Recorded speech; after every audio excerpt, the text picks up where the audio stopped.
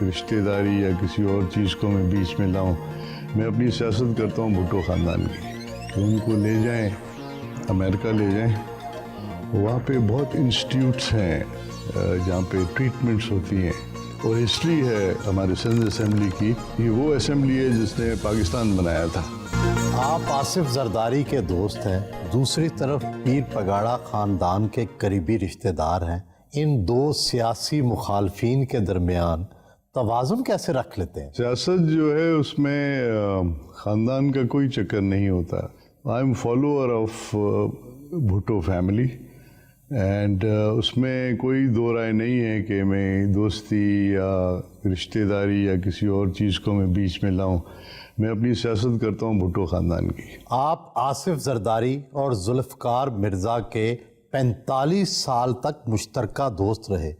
دونوں کی راہیں جدا ہونے کی اصل وجہ کیا تھی؟ ذوالفقار مرزا کو مس انڈرسٹینڈنگ ہو گئی. وہ کسی ایسے لوگوں کے ہاتھ چڑھ گیا ہے جو اس کو غلط گائیڈ کر رہے ہیں. جس طرح زرداری صاحب نے ان کی عزت کی چھوٹی چھوٹی چیزوں کے لیے اور پرسنل ایمبیشن کے لیے, اگر آپ اس رشتے کو توڑتے ہیں تو یہ ایک بد نصیبی ہے انسان کی کہ اتنا اچھا انسان ہے زرداری صاحب جس نے ہر انسان کی خدمت کی ہے. اس کے بارے میں باتیں کرنا یہ کوئی کسی کی زبان پہ زیب نہیں لاتے. کیا آپ نے ذوالفقار مرزا سے کبھی صلح کے لیے بات چیت کی؟ میں نے بڑی کوشش کی کہ یہ چیزیں آپ جو کر رہے ہو یہ صحیح نہیں ہے, یہ آپ کے لیے بھی صحیح نہیں ہے, آپ کی فیملی کے لیے بھی صحیح نہیں ہے اور ہماری پارٹی کے لیے بھی صحیح نہیں ہے. میں تو یہی کہوں گا اپنی بھابھی سے,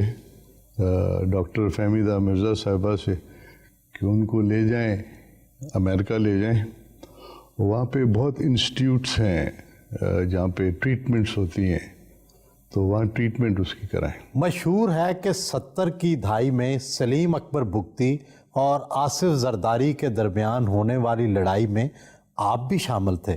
واقعہ کیا تھا؟ بچانے والا تو اوپر بیٹھا ہے رب جو سب کو بچاتا ہے, لیکن چھوٹی چھوٹی باتوں پہ ان کی جو مس انڈرسٹینڈنگ ہوئی تھی. اب تو مرحوم بگٹی صاحب یہاں نہیں ہیں, لیکن بعد میں انہوں نے ریئلائز کیا تھا کہ جو کچھ بھی انہوں نے کیا وہ غلط کیا تھا, تو زرداری صاحب نے پھر ان کو معاف کر دیا تھا. صوبائی وزیر بلدیات بھی رہے اور اب اسپیکر سندھ اسمبلی ہیں. کس عہدے کے پاس زیادہ اختیارات ہیں اور آپ کس سے زیادہ مطمئن ہوئے؟ پبلک ڈیلنگ جو ہے وہ زیادہ تر منسٹری کے ٹائم میں زیادہ رہتی ہے. ہر ڈسٹرکٹ میں جا کے کھلی کچہریاں کرنا, عام آدمی سے ملنا, ان کے مسئلے حل کرنا. اسپیکرشپ میں یہ ہے کہ you are limited to your assembly only, but naturally آپ عوامی وہ ہیں لیڈر ہیں تو پھر آپ کو اپنے ایریا میں بھی جانا پڑتا ہے اور آپ کے ایریا کے جو لوگ آپ کے پاس آتے ہیں ان کی خدمت کرنی پڑتی ہے, ان کے مسئلے حل کرنے پڑتے ہیں. بٹ اتھارٹی جو ہے executive authority is with the minister has more than what speaker has. تو آپ مطمئن ہیں پھر؟ I am happy with my post, کیونکہ اسپیکر جو لا میکنگ کرتا ہے اور ہسٹری ہے ہمارے سندھ اسمبلی کی, یہ وہ اسمبلی ہے جس نے پاکستان بنایا تھا.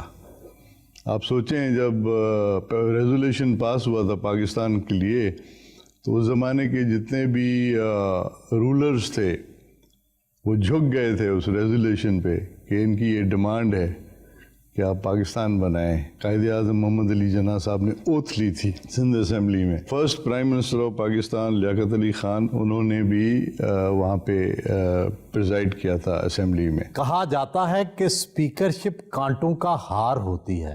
آپ دونوں بیویوں یعنی حکومت اور اپوزیشن کو اکٹھے کیسے چلاتے ہیں؟ Speaker is supposed to be a neutral person, اور میں کوشش کرتا ہوں کہ اپوزیشن اور گورنمنٹ سائڈ کو دونوں کو ساتھ لے کے چلوں.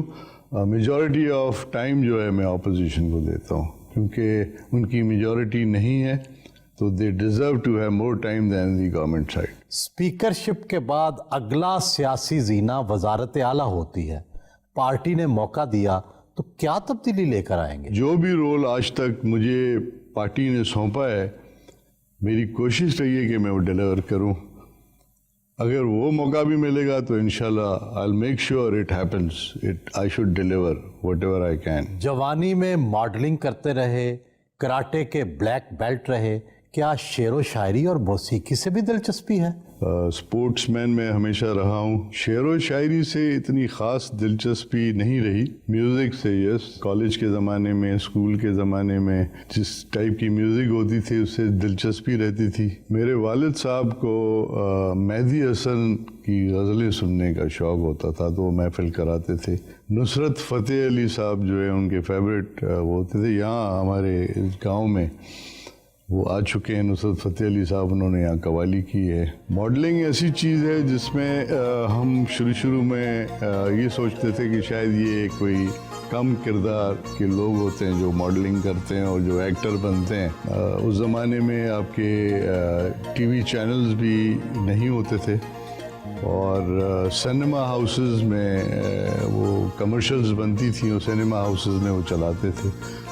तो वो हमारे कुछ दोस्त थे जिन्होंने एडवर्टाइजमेंट में हिस्सा लिया और मुझे साथ लेके गए, तो I played some roles there also.